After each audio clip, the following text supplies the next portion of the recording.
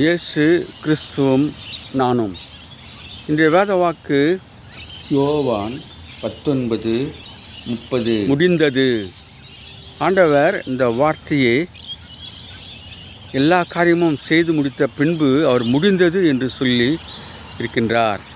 அவர் பிதாவினாலே உலகத்திற்கு அனுப்பப்பட்ட காரியம் செய்து முடித்தார்.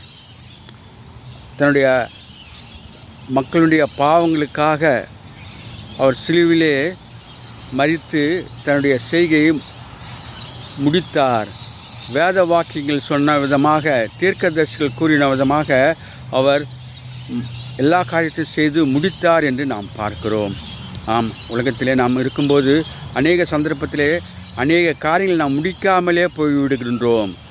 ஒருவேளை வீடு கட்டி கொண்டிருந்தால் வீடு கட்ட முடியாமல் மரித்து போகலாம். திருமண காரியங்களே செய்யாமல் கூட போகலாம். ஆனால் ஆண்டவர் எல்லா காரியத்தையும் செய்து முடித்தார் என்று நாம் பார்ப்போம்.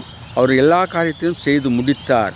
நாம் கூட நம்முடைய காரியங்கள் எல்லாவற்றையும் செய்து முடிக்கிற பலனை ஆண்டவர் தரும்படியாக நாம் ஜெபிப்போம்.